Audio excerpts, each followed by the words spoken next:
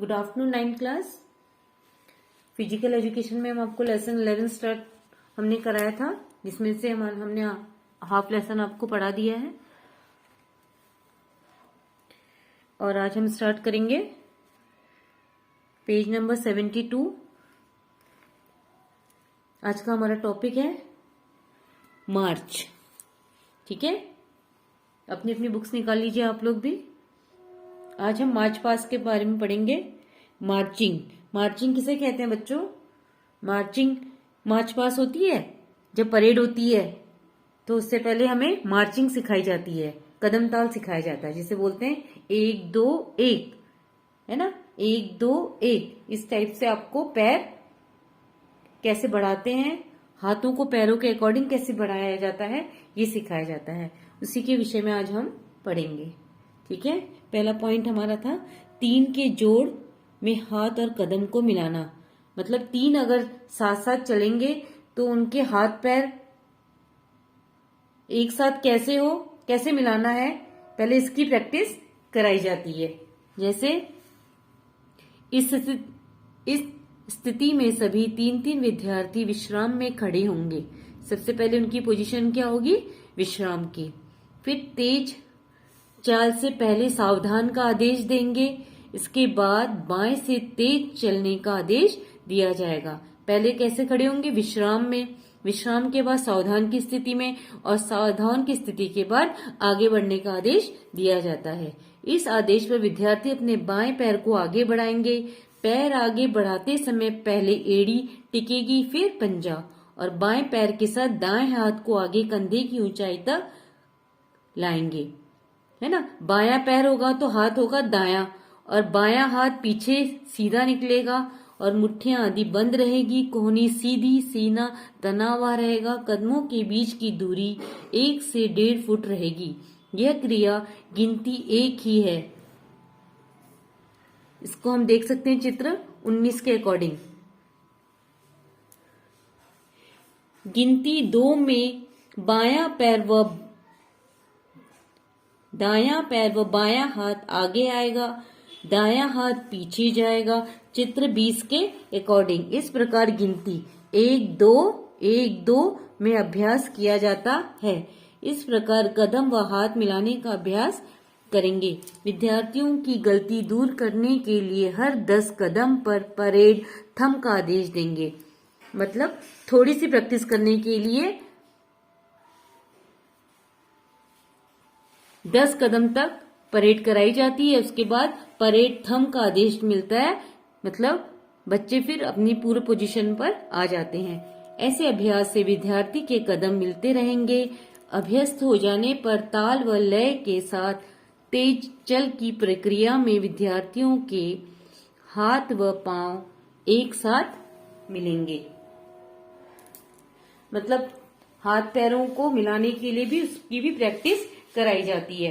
उसकी प्रैक्टिस हम किसके थ्रू करेंगे? मार्चिंग के थ्रू, है ना। पहले 3 बच्चों को साथ में लेकर परेड की जाएगी। जो मार्च पास्ट का जो ग्रुप होता है वो 3 लाइनों में बनाया जाता है। 3 लाइनें बनती है उसकी। आपने 26 जनवरी में देखा होगा, टीवी में भी देखा होगा, जब परेड होती है तो परेड में कितनी लाइनें बनी होती? 1 2 3, और उसी के पीछे खड़े रहते हैं।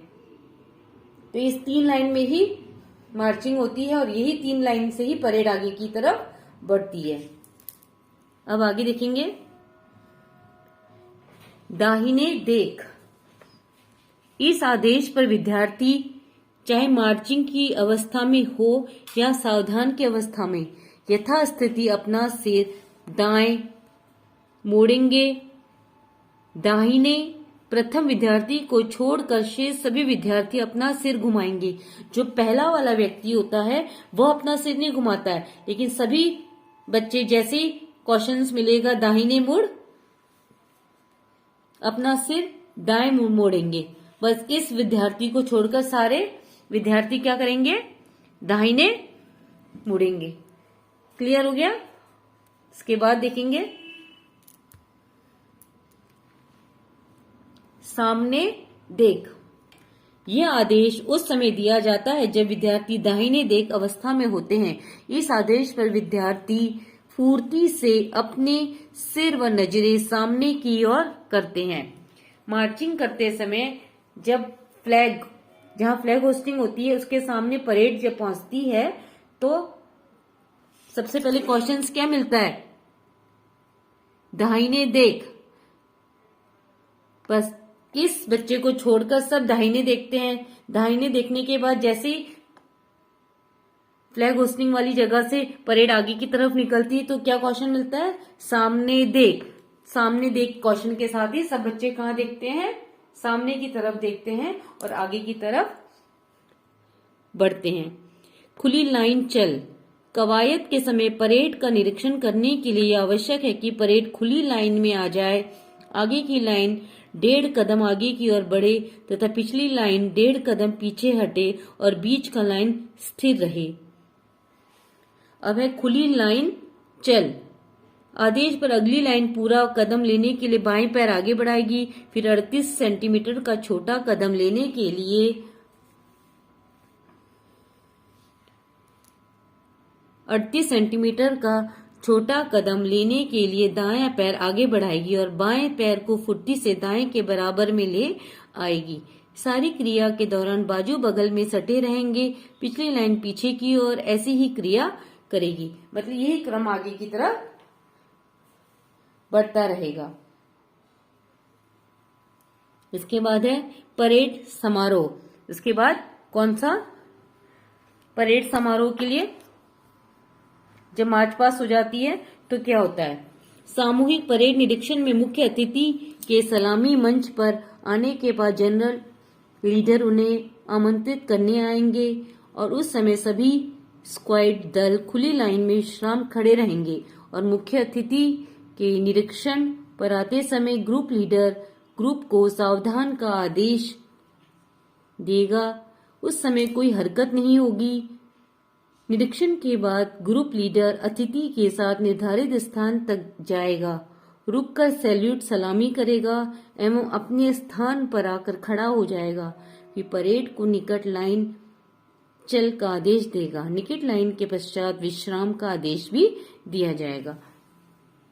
मतलब इस परेड मार्चिंग के बाद क्या होता है? समारोह होता है। जो अतिथि होते हैं उसको उनका सत्कार किया जाता है ना, और उनका वो उस ग्रुप का निरीक्षण भी करते हैं। उसके बाद इस प्रकार से ये प्रोग्राम समाप्त हो जाता है। क्लियर हो गया? ये लेसन आज कंप्लीट हो गया है। हमने आपको होमवर्क में दिया था सामूहिक परेड का क्वेश्चन कि सामूहिक पीटी किसे कहते हैं, इसके उद्देश्य, महत्व, लाभ को समझाइए। आज आपका दूसरा क्वेश्चन इसमें ये होगा,